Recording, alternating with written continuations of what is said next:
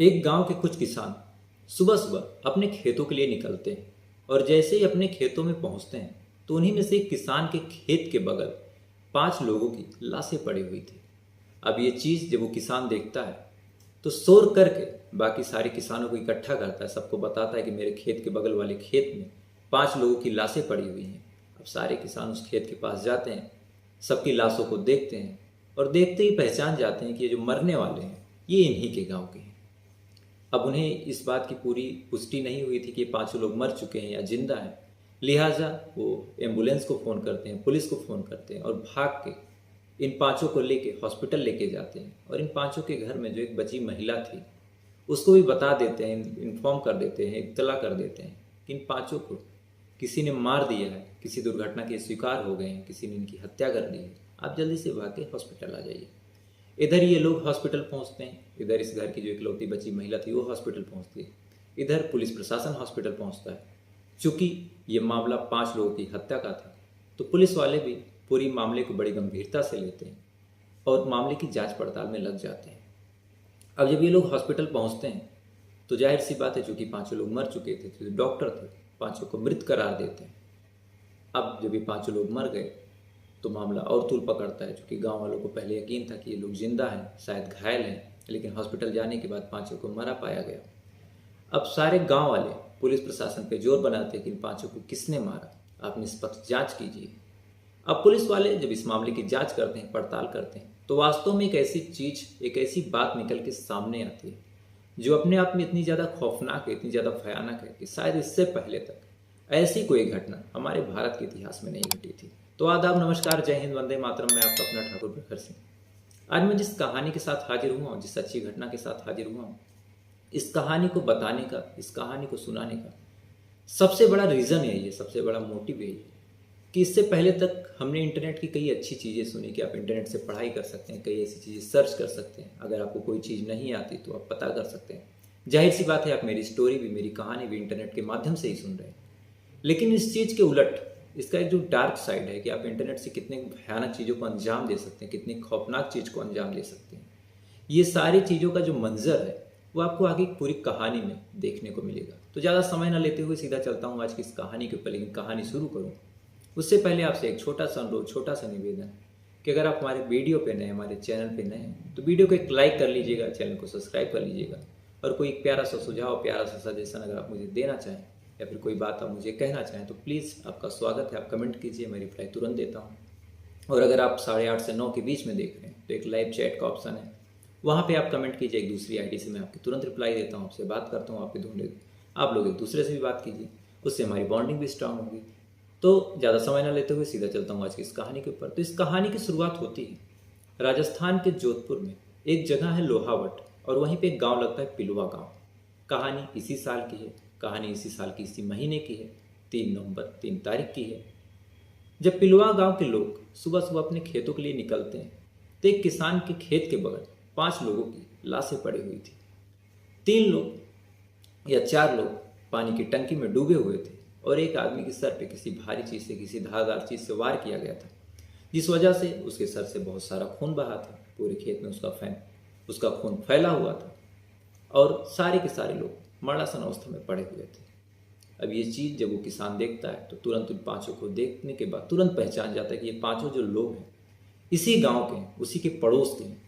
लिहाजा ये चीज़ सुबह सुबह जब वो देखता है तो उसकी तो न चाहते हुए भी चीख निकल जाती है कि जिस आदमी के साथ वो रात में दुआ सलाम करके सोया हुआ था, आज सुबह उन 5 की लाशें मिली हुई, एक पूरे परिवार की लाशें मिली हुई हैं।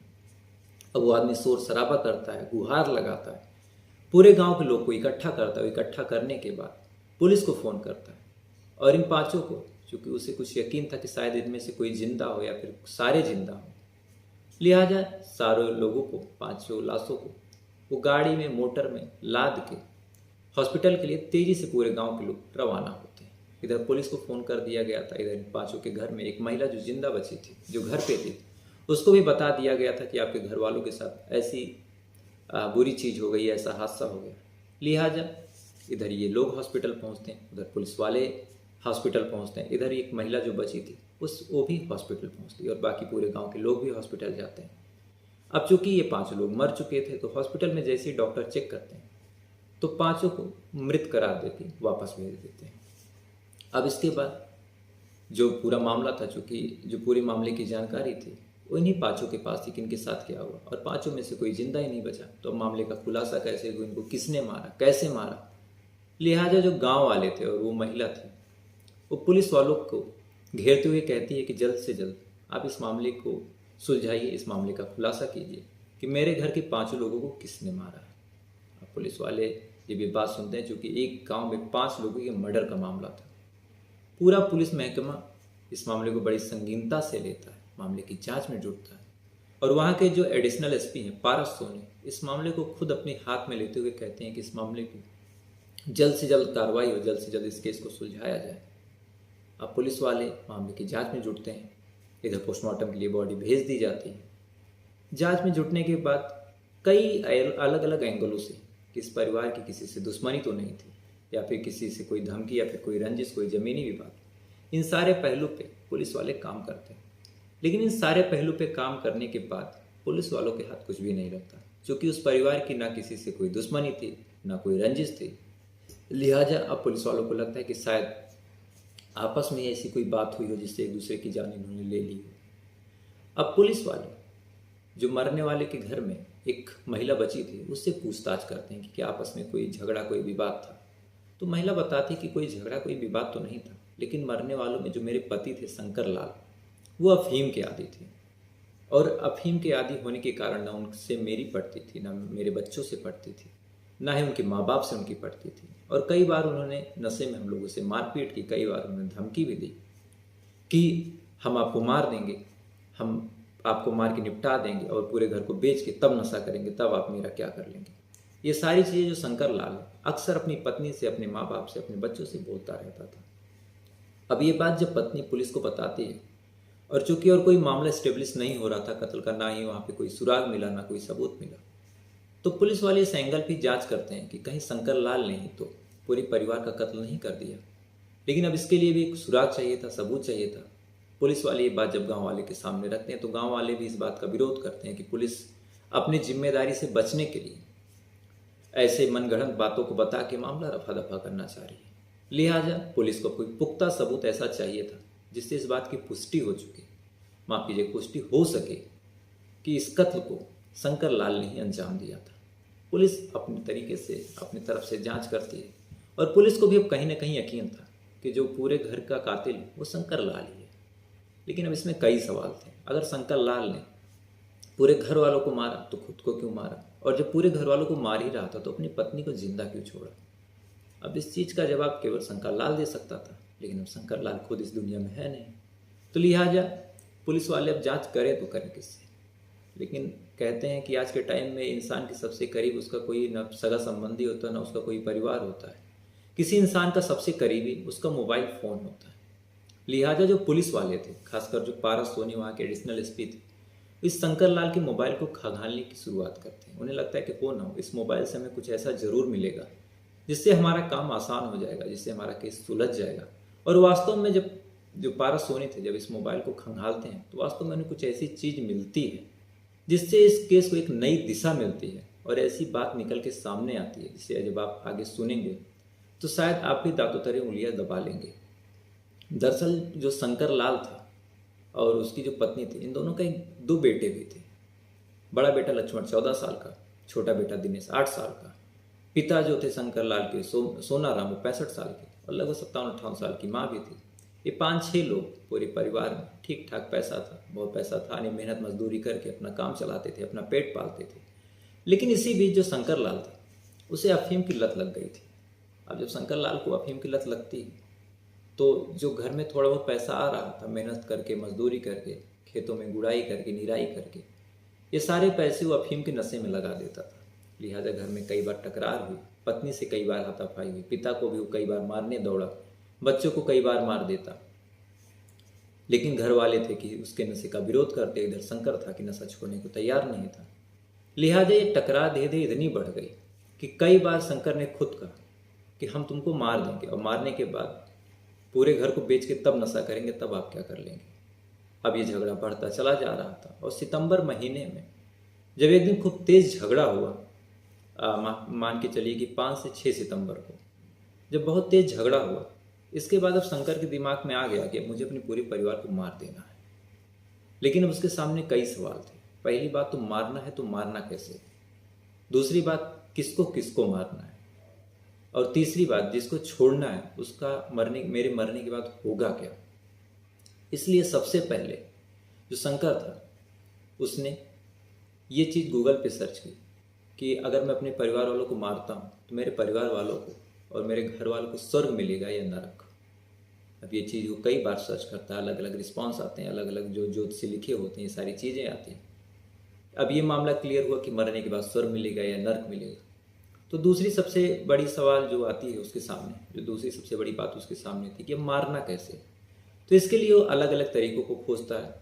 क्राइम पेट्रोल देखता है, जो सावधान इंडिया का एपिसोड है उसको देखता है, उसमें से मारने के कई तरीकों को वो सितंबर से प्लान में जुट गया था। कई तरीकों को दिन में देखता, उनमें से फिर सोचता कि किस तरीके को मैं अप्लाई कर सकता हूँ। कई वीडियो उसने गन शूट्स के देखे, चाकू से गला काटने वाला देखा, फिर उसने सोचा ये चीज़ मैं नहीं कर पाऊँगा। फिर उसी में से एक वीडियो था जिसमें उसने देखा कि जो मारने वाला था उसने नींद की गोलियां दे दी, सारे लोग सो गए। उसके बाद उसने पानी में डाल दिया, सारे लोग डूब गए। अब ये तरीका उसे सबसे आसान लगा, चूँकि उसमें इसके परिवार वालों को ज़्यादा दर्द, ज़्यादा तकलीफ नहीं होने वाली थी। तब उसने इस तरीके को फाइनल किया, इस तरीके को सिलेक्ट किया। अब इसके बाद वो इंटरनेट पे फिर जाता है और फिर सर्च करता है कि सबसे अच्छी नींद की दवा कौन सी है। अब उसमें भी कई रिजल्ट आते हैं, और जिस दवा का रिव्यू, जिस दवा के बारे में इंटरनेट पे सबसे अच्छा लिखा गया था, फिर उस दवा को सिलेक्ट करता है। अब उसके बाद चूँकि डूबने से शायद बच जाए, लिहाजा उसने प्लान बनाया कि पानी में मैं जहर भी मिला दूंगा, ताकि जब लोग डूबने लगे उस पानी को पी लें। अमूमन जो डूबते हैं वो पानी पी जाते हैं, तो जब वो डूबते हुए पानी पी लें तो अगर डूबने से ना मरे तो जहर से मर जाए। अब इसके लिए उसे जहर चाहिए था। वो फिर इंटरनेट पे जाता है, फिर सबसे अच्छा जहर सर्च करता है कि सबसे अच्छा जहर कौन सा है। जो भी रिजल्ट आता है उस जहर को सिलेक्ट करता है। उसके बाद फिर उसके दिमाग में आता है कि मैं अपने बच्चे को मार दूंगा, अपने माँ बाप को मार दूंगा, लेकिन अपनी पत्नी को जिंदा रखूंगा, उसे नहीं मारूंगा, क्योंकि मैंने उससे शादी की है, 7 फेरे लिए हैं।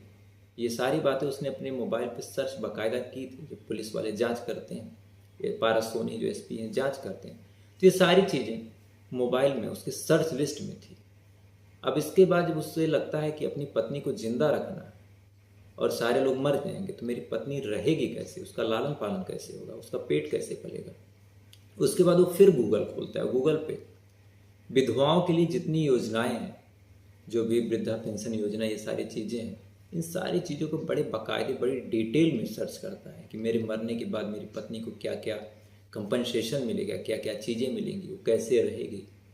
ये सारी चीज़ें जब वो चेक कर लेता है, उसके बाद लगातार सावधान इंडिया, लगातार CID, लगातार अनोखी वारदात, गूगल पे, यूट्यूब पे ऐसे सीरियल्स को, ऐसे एपिसोड्स को जहाँ पे मर्डर हो रहा हो, जहाँ पे ऐसी सारी चीज़ें हो रही, इन सारी चीज़ों को 14 सितंबर से लेके 2 नवंबर तक लगातार देखता है।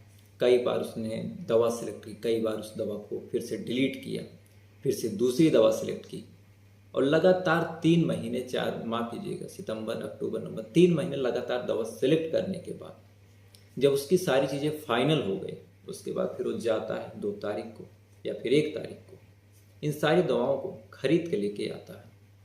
अब इसके बाद उसे दवा की टेस्टिंग करनी थी, तो दवा की टेस्टिंग के लिए सबसे पहले वो नींद की जो दवा है वो अपने परिवार वालों को 1 नवंबर को इसी साल देता है, और देने के बाद कहता है कि ताकत की दवा है। पूरा परिवार जो है वो खेतों में काम करके आया, थक जाता है, मैं देखता हूँ आप लोग कमज़ोर हो रहे हैं, इसलिए इस दवा को आप लोग खाइए, इससे अच्छी नींद आएगी, आपकी सेहत अच्छी होगी, बॉडी में प्रोटीन मिलेगा। लिहाजा पूरे परिवार वाले बड़ी खुशी से उस दवा को खाते हैं, और खाने के बाद बड़ी चैन की नींद सो जाते हैं। अब पहली दवा की टेस्टिंग हो चुकी थी, जो नींद की दवा है उससे नींद अच्छी आ रही थी। अब इसके बाद जो जहर है उसकी टेस्टिंग करनी थी, लेकिन अब जहर किसी को खिलाया नहीं जा सकता था। लिहाजा वो कुछ जानवरों को उस जहर को खिलाता है। पानी की टंकी में, जो घर के बगल पानी की टंकी बनी हुई थी, उसमें उस जहर को घोलता है, और घोलने के बाद इंतजार करता है कोई चिड़िया, कोई पंछी उस जहर को पिए, उस जहर को खाए। कुछ कीड़े आते हैं, उस जहर को उस पानी में जैसे ही मुंह लगाते हैं वो कीड़े मर जाते हैं। तो अब दोनों दवाओं की पुष्टि हो चुकी थी कि दोनों जो दवाएं, एक नींद की और एक जो जहर है, दोनों कारगर है। अब ये सारी चीज़ें चेक करने में 1 तारीख बीत गई, 2 तारीख बीत गई। अब उसे घटना को अंजाम देना था।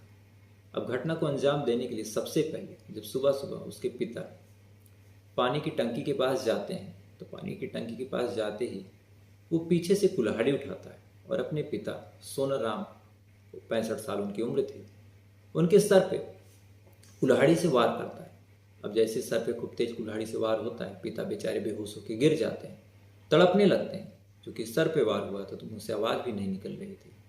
इसके बाद वो तड़पते रहते हैं, सर से उनके खून बहता रहता है। कुछ देर बाद वो बेहोश होकर ठंडे पड़ जाते हैं। इसके बाद चूंकि इसने घर पे अपनी माँ को, अपने दोनों बच्चों को नींद की दवा दे दी थी, इधर पत्नी को भी नींद की दवा दी थी, तो सारे लोग बेझिझक सो रहे थे। इसके बाद एक एक लोगों को ये उठाता है, अपने हाथ से उठा के उस पानी की टंकी में फेंक देता है और फेंकने के बाद इंतजार करता है कि जब तक सारे लोग ठंडे नहीं हो जाएंगे मैं यहाँ से हिलूंगा नहीं। क्योंकि सारे लोग नींद में भी थे और पानी में जहर भी मिला हुआ था और पानी की टंकी गहरी भी थी, उन्हें तैरना भी नहीं आता था। तो चाहे वो नींद की दवा से मर गए, चाहे वो डूब के मर गए, चाहे वो जहर की वजह से मर गए, लेकिन 15 से 20 मिनट के अंदर वो सारे लोग ठंडे हो गए। अब इसके बाद इसने जो कुछ किया ये भी अपने आप में बेहद हैरान करने वाला, बेहद चौंकाने वाला था। इसके बाद ये खुद जब देखता है कि सारे लोग अब ठंडे पड़ चुके हैं, तब इसे लगता है कि मेरे जीने का कोई वजह नहीं, मेरे जीने का कोई काम नहीं। इसके बाद ये खुद पानी की टंकी में कूद पड़ता है और पानी को पी लेता है। इसके बाद ये कुछ देर तड़पने के बाद इसकी भी मौत हो जाती है। अब इनके मरने के बाद सुबह का वही कार्यक्रम, जब किसान लोग आते हैं, इन पांचों की लाशों को देखते हैं, तो शुरुआत में सबको लगता है 3 तारीख को, 4 तारीख को सबको लगता है कि इन सबका मर्डर हुआ, किसी ने मार दिया। लेकिन जब पुलिस वाले इस शंकर लाल की मोबाइल को खंगालते हैं तो ऐसे ऐसे सर्च हिस्ट्री मिलती है, ऐसी ऐसी चीज़ें मिलती हैं जिससे इस बात की पुष्टि हो जाती है इनको किसी और ने नहीं बल्कि शंकर लाल ने ही मारा था। दरअसल ये कहानी मेरे पास 3 तारीख को ही आ गई थी कि कैसे क्या हुआ, लेकिन उस टाइम तक मेरे पास कोई ऐसी पुख्ता जानकारी थी नहीं कि मैं आपको बता सकता था। 3 तारीख को आई थी, तब से मैं इसमें लगा हुआ था, छानबीन कर रहा था, सारी चीज़ें क्लियर थी। लेकिन मरने के पीछे जो मोटिव था ये भी पता ही चल गया था। 3 तारीख को ही पुलिस ने अनऑफिशियली बात बोल दी थी कि जो मारने वाला वो शंकर लाल ही, लेकिन सुराग सबूत ये सारी चीज़ें थी नहीं। पुलिस कोई ऐसी पुख्ता चीज़ पे ऐसी सॉलिड वजह नहीं दे सकती थी, नहीं कोई ऐसी प्रूफ रख सकती थी जिससे प्रूफ हो कि इसने ही मारा। लिहाजा मैंने इंतज़ार भी किया और जैसे ही कल या परसों इस बात की पुष्टि हुई और ये मोबाइल वाली बात आई, तो मैंने सोचा आपको ये कहानी सुना दूँ। तो उम्मीद है आपको ये कहानी पसंद आई होगी। इस कहानी को सुनाने का मैंने आपको शुरू में बताया कि अगर इंटरनेट के माध्यम से हम कोई अच्छी चीज़ सीख सकते हैं, कोई बहुत बढ़िया चीज़ सीख सकते हैं, तो कुछ ऐसी चीज़ें भी हमको मिल जाती हैं। जैसे सावधान इंडिया है, उससे हम चाहें तो कुछ अच्छी सीख ले सकते हैं। ऐसी बातों को सीख सकते हैं कि हमें इंटरनेट का कैसे सही उपयोग करना चाहिए, कैसे हमें सतर्क रहना चाहिए, कैसे हम अपने आसपास के क्राइम से बच सकते हैं। तो वहीं जिसको जैसे सीखना होगा, अगर किसी को गलत सीखना तो वो भी वो सीख सकता है। इसीलिए तो रामायण में कहा भी गया कि जाकी रही भावना जैसे, प्रभु मुहूर्त देखी तीन तैसे। तो जिसको जैसा लेना होता है इंटरनेट को वैसे ही लेता है। लेकिन ईश्वर से यही दुआ है कि आप लोग बड़ी पॉजिटिव वे में लें। तो फिलहाल ये थी पूरी कहानी। उम्मीद है आपको कहानी पसंद आई होगी। और कई लोगों का कंप्लेन था, कई लोगों की शिकायत थी कि जो कहानी सुनाने का तरीका है थोड़ा सा कहीं ना कहीं गड़बड़ हुआ है। और ये चीज़ मैंने भी नोटिस की कि जो कहानी जिस रिदम में, जैसे मैं आज सुना रहा हूँ, इस रिदम में मैं पिछले 2-4 दिनों से जब कमरे में खड़े होकर सुना रहा था तो वो फ्लो आ नहीं पा रहा। तो मुझे खुद लग रहा था, चूँकि कमरा कमरा होता है, ऑफिस ऑफिस होता है, जब सामने 4 फाइलें रखी होती हैं तो उस चीज़ का फील अलग होता है, और कमरे में तो फिर बेडरूम वाली फीलिंग आ जाती है। तो फिलहाल ये थी पूरी कहानी। और मेरा पूरा प्रयास यही है कि अब कहानी ऐसी अच्छी आए और सुनाने का तरीका डे बाय डे इम्प्रूव। तो उम्मीद है आपको कहानी पसंद आई होगी। अगर कहानी पसंद आई हो तो वीडियो को एक लाइक कर लीजिएगा, चैनल को सब्सक्राइब कर लीजिएगा, ताकि कल रात 8:30 बजे मैं फिर किसी कहानी के साथ हाजिर हूँ तो सबसे पहले वो कहानी आप तक पहुँचे। तो फिलहाल ये थी पूरी कहानी। अब आपसे कल फिर मुलाकात होगी। तब तक अच्छे रहिए, खुश रहिए। जय हिंद, वंदे मातरम।